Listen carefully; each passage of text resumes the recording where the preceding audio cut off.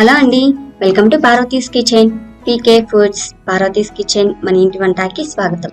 ఈ రోజు మన పార్వతీస్ కిచెన్ లో ఫ్లేవర్డ్ రైస్ ని ఈజీ పద్ధతిలో ఎలా తయారు చేసుకోవాలో ఈ వీడియోలో మీకు చూపించబోతున్నాను.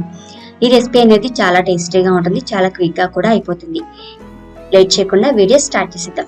ముందుగా కుక్కర్ అనేది స్టవ్ మీద పెట్టుకుని స్టవ్ ఆన్ చేసుకోవాలి. ఒక 2 టేబుల్ స్పూన్ల ఆయిల్ లేదంటే నెయ్యి యాడ్ చేసుకోవాలి.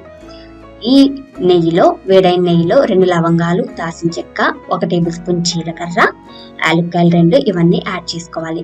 పచ్చిమిర్చి, ఉల్లిపాయలు కొంచెం వేగిన తర్వాత కొంచెం కరివేపాకుని యాడ్ చేయాలి. పుదీనా ఒక గుప్పెడు యాడ్ చేయాలి.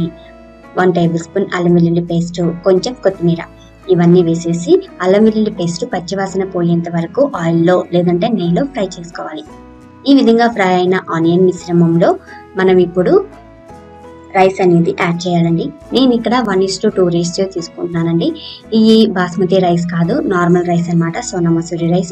1 కప్పు కడిగి శుభ్రం చేసి పెట్టుకున్న రైస్ ని యాడ్ చేయాలి. ఒకసారి బాగా మిక్స్ చేసుకోవాలి. ఇలా మిక్స్ చేసుకున్న రైస్ లో 1 కప్పు రైస్ కి 2 కప్పులు వాటర్ అనేవి యాడ్ చేయాలండి.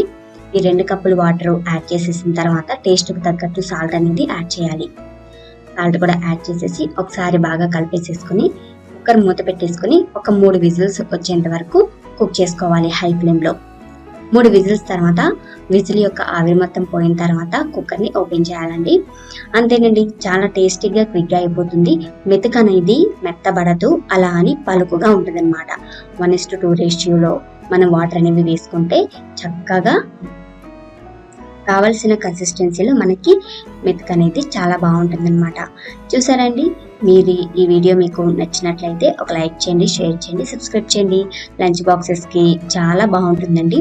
ఈ రైస్లోకి పెరుగు చట్నీ బాగుంటుంది, లేదంటే చికెన్ కర్రీస్ సైడ్ డిష్గా ఏవైనా సరే చాలా చాలా బాగుంటాయి.